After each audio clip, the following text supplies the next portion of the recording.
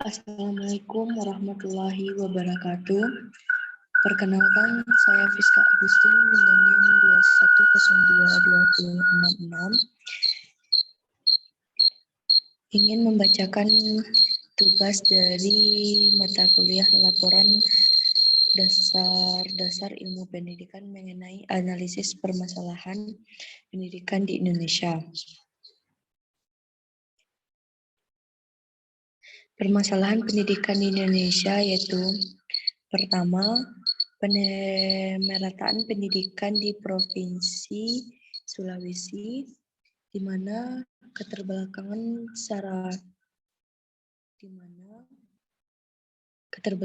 sarana masyarakat kita yang umumnya berada di daerah terpencil, yang ekonominya lemah dan kurang terdidik, akan mengalami keterbelakangan sarana kehidupan letak geografis Indonesia seperti yang kita ketahui bahwa Indonesia mempunyai wilayah yang sangat luas dan ini mungkin akan berdampak pada tidak meratanya pendidikan di Indonesia, khususnya daerah terpencil, contohnya saja yang ada di Provinsi Sulawesi. Faktornya yaitu sumber daya manusia. Faktor ini sangat menentukan dalam pemerataan pendidikan. Kekurangan sumber daya manusia seperti tenaga pendidik akan memicu permasalahan pendidikan. Upaya penanggulangan permasalahannya yaitu dengan menerapkan sistem PAMONG, pendidikan oleh masyarakat, orang tua, dan guru ke frekuensi tersebut, yaitu pertama, SD kecil pada daerah terpencil, yang kedua, sistem guru kunjung, yang ketiga, SMP terbuka. Pengelolaan pendidikan yang lebih memperhatikan untuk mengelola pendidikan secara bertahap, tapi ada kejelaannya. Yang kedua, tenaga pendidikan.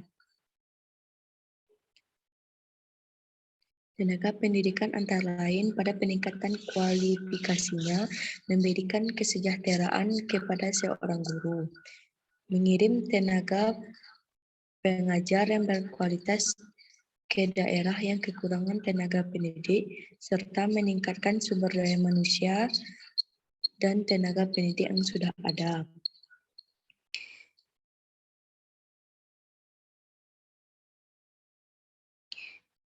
Yang kedua yaitu permasalahan mengenai kualitas dan kuantitas pendidikan di Indonesia. Kurikulum yang disusun oleh Kementerian Pendidikan dan Kebudayaan terlalu menekankan aspek kognitif sehingga peserta didik terpenjara hanya pada ruang belajarnya.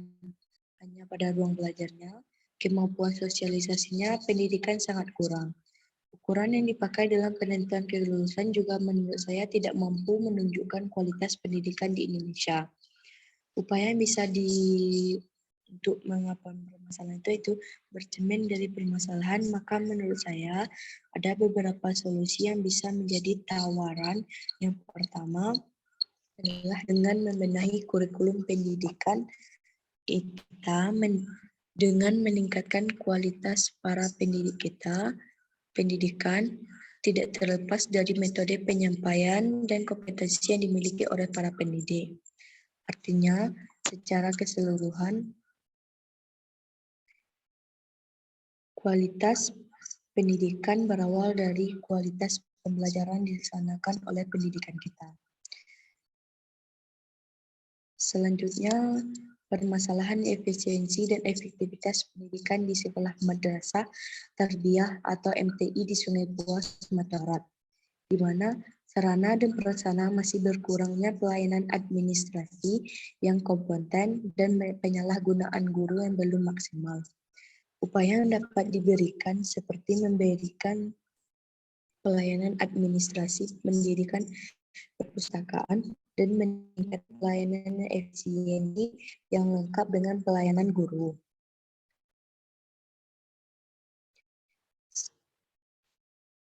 Selanjutnya, permasalahan rendahnya sarana dan prasarana sekolah di pelosok perdesaan. Kurangnya sarana dan prasarana sangat berakibat pada mutu pendidikan yang ada. Dengan begitu, pemerintah harus bertindak lanjut masalah tersebut. Dari yang saya lihat, memang sarana dan prasarana pembagiannya belum merata, terutama pada daerah terpencil. Padahal saya lihat sekolah di perkotaan sudah memiliki fasilitas yang sangat mendukung proses pembelajaran, sedangkan di pedesaan mereka serba kekurangan sarana dan prasarana. Tenaga pendidikan di kota dapat dikatakan banyak peminat dan di pedesaan sangat minim tenaga pendidiknya. Dengan serba kekurangannya, sarana dan prasarana membuat sekolah yang berada di desa tidak bisa melakukan pembelajaran secara maksimal. Peningkatan sarana dan prasarana pendidikan di kalangan masyarakat dapat dilakukan dengan upaya-upaya. Pertama, upaya pemerintah seharusnya meningkatkan anggaran dana pendidikan dan juga menanggung biaya pendidikan bagi warga yang kurang mampu, baik untuk sekolah negeri maupun sekolah swasta. Pemerintah harus memperhatikan sarana dan prasarana yang ada di daerah masing-masing, apakah ada kekurangan atau kerusakan. Upaya sekolah dan orang tua bisa dilakukan yaitu seperti pandai-pandai mengelola dana dan juga harus meminta dana kepada pemerintah sesuai dengan keadaan sarana prasarana yang dibutuhkan di sekolah tersebut. Yang ketiga yaitu upaya lembaga pendidikan, yaitu setiap daerah harus mendata sekolah-sekolah yang ada di sekitar untuk mengetahui sarana dan prasarana yang kurang dan perlu diperbaiki atau ditambah lagi. Yang terakhir yaitu permasalahan tidakkan relevannya pendidikan di Indonesia bagian timur seperti daerah Kalimantan. Kondisi ekonomi budaya dan aksesibilitas geografi menjadi batasan bagi banyak anak-anak di wilayah Kalimantan bagian timur Indonesia untuk mendapatkan pendidikan dasar sekalipun. Banyak masyarakat yang belum peduli dengan pentingnya pendidikan untuk anak-anak yang banyak mengalami kesulitan ekonomi sehingga tak mampu menyekolahkan anak-anak mereka. Faktor yang mempengaruhinya yaitu banyak orang Kalimantan yang malas bekerja, mereka terlalu nyaman hidup dalam menyalahgunakan sumber daya alam di sekitarnya, serta daya pendukung kondisi geografi merupakan salah satu faktor yang menyulitkan warga untuk mendapatkan pendidikan. Minimnya tenaga pendidikan di Kalimantan sehingga mengakibatkan cukup banyak anak yang tidak mengenyam pendidikan dengan baik. Upaya yang dapat dilakukan yaitu menyediakan sarana prasarana pendidikan dan memfasilitasi sekolah yang sudah ada, memfungsikan tenaga pendidik yang ada sehingga tidak lumpuhnya pendidikan di Kalimantan, khususnya di daerah-daerah terpencil. Memperbaiki sekolah yang masih jauh dari kriteria kelayakan agar bisa tercapai pendidikan yang sebenarnya di Kalimantan.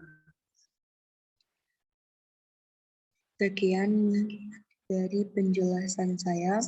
Saya ucapkan terima kasih. Assalamualaikum warahmatullahi wabarakatuh.